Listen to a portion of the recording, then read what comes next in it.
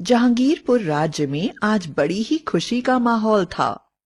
महाराज जीशान सिंह के घर उनकी तीनों रानियों को एक साथ कई सालों के बाद पुत्रियां हुई थीं।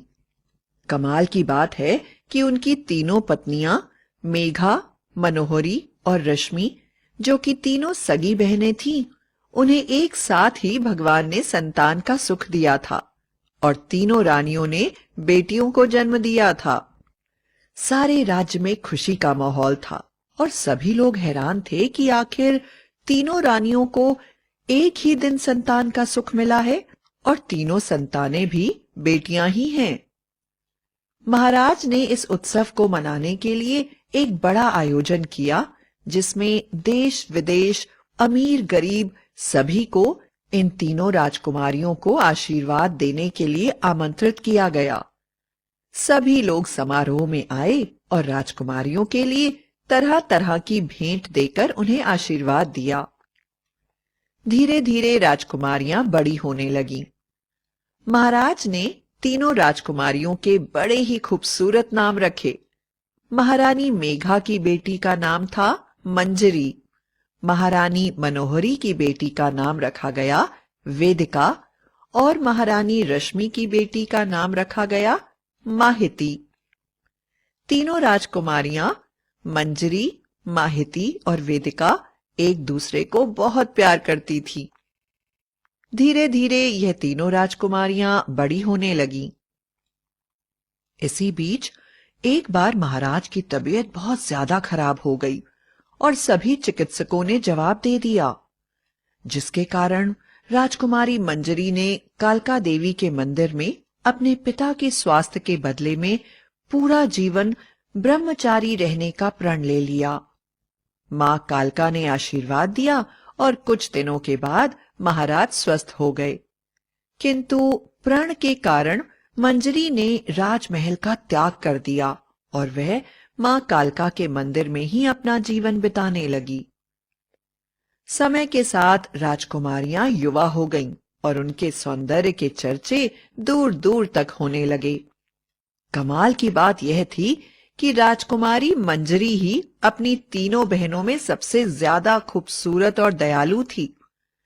मंजरी को देखने दूर दूर से राजा महाराज आया करते थे, लेकिन मंजरी की एक झलक भी किसी को नहीं मिल पाती, क्योंकि मंजरी मां कालका के मंदिर से केवल स्नान करने के समय ही बाहर निकलती थी।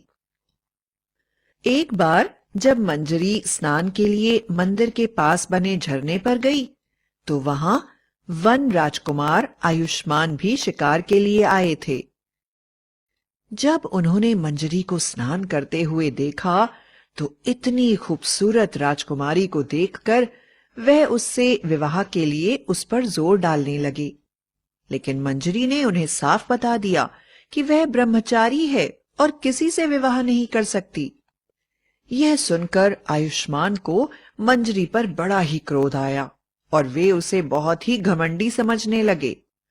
महाराज की दूसरी बेटी वेदिका एक जादुई शक्तियों से भरी हुई जादूगरनी थी और मां कालका के सामने तरह तरह के अनुष्ठान करने के लिए कालका मंदिर में जाया करती थी। वहीं एक बार वेदिका ने बहुत खुशी से मंजरी को बताया, मेरा विवाह वनदेव के बेटे आयुष्मान के साथ तय हो गया है और जल्दी ही आयुष्मान कालका मां के मंदिर में पूजा के लिए आने वाला है। वेदिका की बात सुनकर मंजरी ने उसे उस घटना के बारे में बताने की कोशिश करी, लेकिन वह वेदिका को दुखी नहीं करना चाहती थी, इसलिए वह बिना कुछ बोले चुपचाप पूजा में लग गई।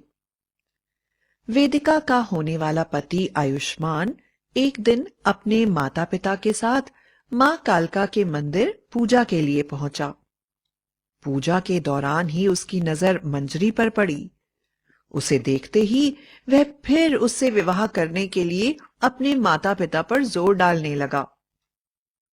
जब वेदिका को इस बात की खबर मिली, तो उसे मंजरी से जलन होने लगी और उसने मंजरी को वहां से चले जाने को कहा। वह बोली, मंजरी, अगर तुम सचमुच ब्रह्मचार्य ले चुकी हो और तुम्हें विवाह जैसे संबंध से कुछ मतलब नहीं है, तो तुम यहां से हमेशा के लिए चली जाओ। क्योंकि मैं राजकुमार को प्यार करती हूँ और उससे विवाह करना चाहती हूँ। मंजरी बिना कुछ बोले चुपचाप मंदिर से चली गई और राज्य के बाहर बने एक गुफा में शांति से अपना जीवन बिताने लगी। लेकिन उसकी सुंदरता से प्रभावित आयुष्मान ने उसका पता लगा लिया और उस गुफा में जाकर जहां मंजरी रहती थी उसका जबरदस्ती अपहरण कर लिया और वन राज्य में ले जाकर उसके साथ विवाह कर लिया। जब इसकी सूचना वेदिका को मिली तो वह क्रोध से पागल हो गई और क्रोध और जलन से उसने अपनी जादुई शक्तियों से मंजरी को एक भयानक चुड़ैल में बदल दिया, जिसके कारण मंजरी का शरीर एक बड़े मगरमच्छ के समान हो गया जिस पर बड़े बड़े कांटे लगे हुए थे और उसका चेहरा भयानक डायन की तरह और उसके खूबसूरत लंबे बालों की जगह सैकड़ों सांप फुंफकार मारने लगे। जब वेदिका को इस पर भी संतोष नहीं हुआ तो उसने कहा, तुम्हें देखने के लिए दूर दूर से लोग आते हैं। तुम्हारी सुंदरता से ही आयुष्मान भी मोहित हुआ है ना, इसलिए आज के बाद अगर तुमने किसी का चेहरा देखा तो वह पत्थर का बन जाएगा। और यह कहकर वह हमेशा के लिए वहां से चली गई। मंजरी के साथ आयुष्मान ने जबरदस्ती विवाह किया है, ये बात जानते हुए भी वेदिका उसे श्राप देकर चली गई, जिसके कारण मंजरी जोर जोर से रोने लगी और उसके रोने की आवाज सुनकर जब महल के दास और दासियां महल के अंदर आए तो मंजरी के भयंकर रूप को देखते ही जोर जोर से चिल्लाने लगे। उसका भयंकर रूप देखकर सब डरकर कांपने लगे। मंजरी जिसको अपनी बात समझाने की कोशिश करती उसकी तरफ देखते ही वह पत्थर का बन जाता। पूरे महल में भगदड़ का माहौल बन गया। सैकड़ों दास दासियां पत्थर के हो गए। किसी को समझ में नहीं आ रहा था कि महारानी मंजरी कहां चली गई और उनकी जगह भयानक चुड़ैल कैसे आ गई। अपनी भयानक हालत देखकर मंजरी वहां से दूर चली गई। इस घटना के समय राजकुमार आयुष्मान पड़ोसी राज्य में युद्ध के लिए गया हुआ था। युद्ध से वापस आते ही वह अपनी महारानी मंजरी को ढूंढने लगा और जब उसने देखा कि महल के सैकड़ों दास दासी पत्थर के बन गए हैं तो उसने लोगों से इसके बारे में पूछा। सभी ने उन्हें बताया कि एक भयंकर जानवर महारानी के महल में आ गया था, जिसका शरीर मगरमच्छ का था और चेहरा डायन का और उसके बाल जहरीले सांपों से बने हुए हैं तथा वह जिसको देखता है वह पत्थर का बन जाता है। शायद उसी ने महारानी को खा लिया होगा। जिस समय वेदिका ने मंजरी को इतना भयानक श्राप दिया उस समय मंजरी गर्भवती थी और वन राजकुमार आयुष्मान के बच्चे की माता बनने वाली थी, किंतु इस बात का पता किसी को भी न था। उस भयंकर जानवर को ढूंढने और मंजरी का पता लगाने राजकुमार सेना के साथ जंगल की तरफ चल दिया। कुछ ही दूर जाने पर उसे एक भयानक जीव दिखाई पड़ा जिसका पूरा शरीर कांटों से भरा हुआ मगरमच्छ के समान था और चेहरा था भयानक चुड़ैल का। उसके सिर से बालों की तरह भयानक सांप लटके हुए थे जिनका जहर टपक रहा था। इस भयानक जानवर के मुंह से बड़ी ही डरावनी और खूंखार आवाज निकल रही थी, जिसे सुनकर राजकुमार का घोड़ा डर गया और इतनी जोर से कूदा कि राजकुमार जमीन पर गिर गए। जमीन पर गिरते ही आयुष्मान की नजर उस भयानक चुड़ैल जैसे जानवर के पैरों पर पड़ी। उनमें उसकी पत्नी मंजरी की पायल थी। राजकुमार को पूरा विश्वास हो गया कि इस भयानक जानवर ने ही उसकी महारानी को खा लिया है। उसने अपने तीरों से उस जानवर पर वार करना शुरू कर दिया, पर हैरानी की बात यह थी कि वह जानवर आयुष्मान की तरफ पीठ करके खड़ा हो गया।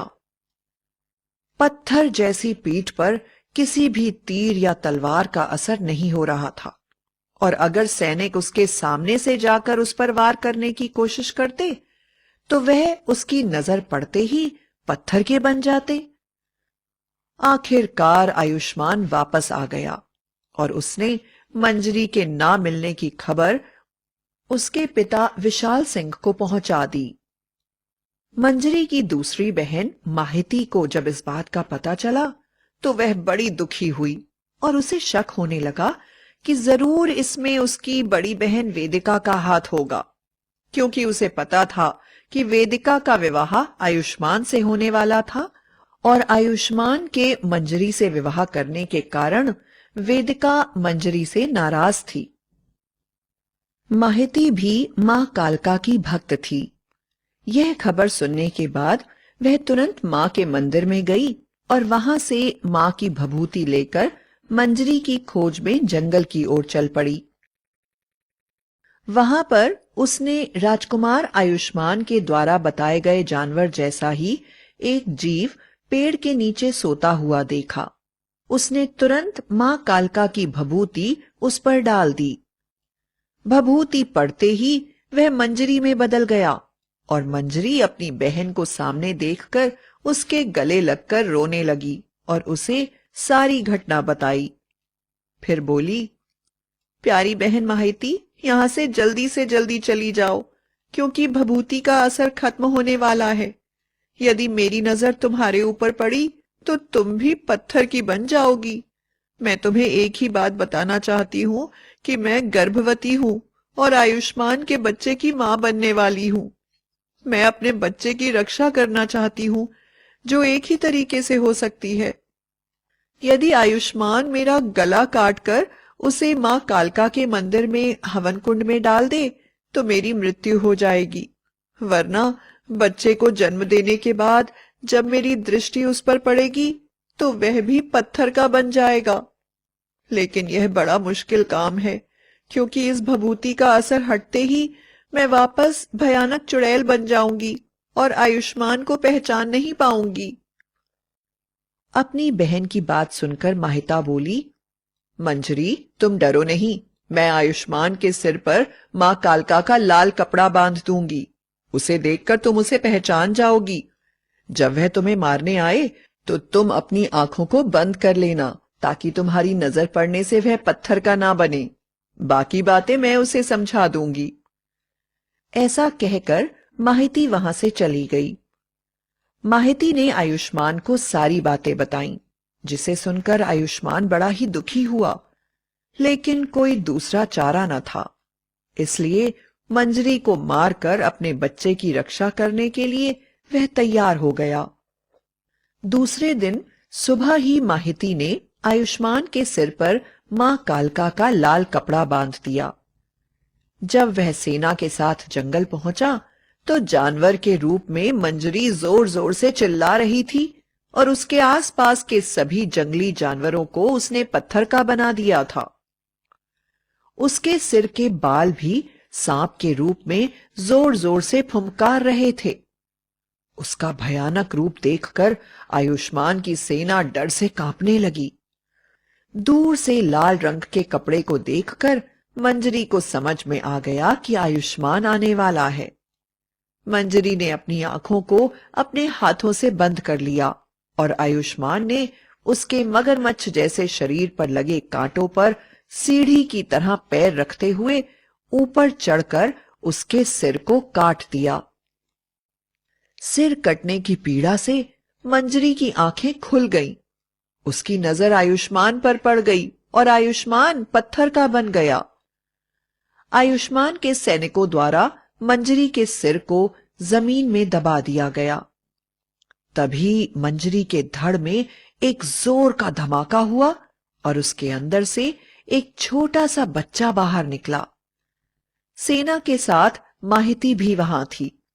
उसने तुरंत उस बच्चे को गोद में उठा लिया और पत्थर बने आयुष्मान की गोदी में रख दिया। बच्चे का स्पर्श होते ही आयुष्मान वापस इंसान बन गया। इस तरह मंजरी के बच्चे के स्पर्श से भयानक चुड़ैल बनी मंजरी की नजर से पत्थर बने सभी लोगों को इंसान बना दिया गया और सब बच्चे को लेकर वापस राजमहल आ गए। राजकुमार आयुष्मान ने माहिती से विवाह कर लिया और वेदिका को अपने बुरे व्यवहार के कारण उसके पिता राजा विशाल सिंह ने हमेशा के लिए नगर से बाहर निकाल दिया और सब खुशी खुशी रहने लगे।